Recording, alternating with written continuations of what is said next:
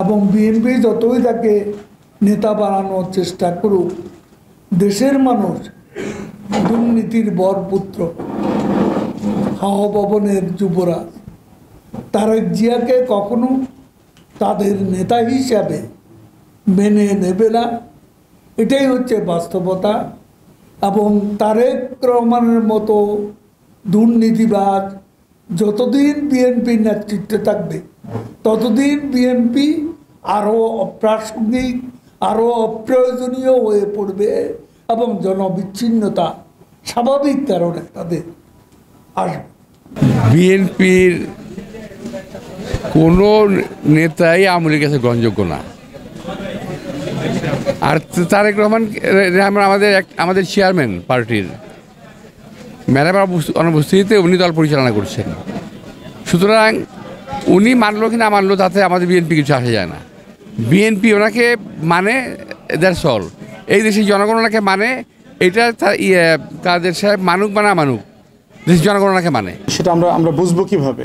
আমরা কেউ কাউকে দেশের নেতা দেশবাসী মানলেন কি মানলেন না সেটা বুঝবার একমাত্র মানদণ্ড হচ্ছে একটা নির্বাচন।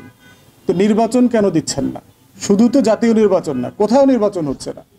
সুপ্রিম কোর্টে নির্বাচন হচ্ছে না, ঢাকা বারে নির্বাচন হচ্ছে না, কোনো সভা সমিতির নির্বাচন হচ্ছে না। তো কিসের ভিত্তিতে আমরা এটা ঠিক করব যে বাংলাদেশের মানুষ কাউকে নেতা মানলো কি মানলো না? দ্বিতীয়ত হচ্ছে কেউ মানুক বা না মানুক, আওয়ামী লীগ কিন্তু জিয়া পরিবারকে নেতা মেনে নিচ্ছে। এই জন্য প্রত্যেক দিন খালেদা জিয়ার নামে তসবি পড়া লাগে, তারেক রহমানের নাম জপা লাগে, বিএনপির স্ট্যান্ডিং কমিটির নেতৃবৃন্দকে নিয়ে ওনাদের ওয়াজ মাহফিল করা লাগে। কারণ মনস্তত্ত্বে আওয়ামী লীগের নেতা হচ্ছে এখন বিএনপি।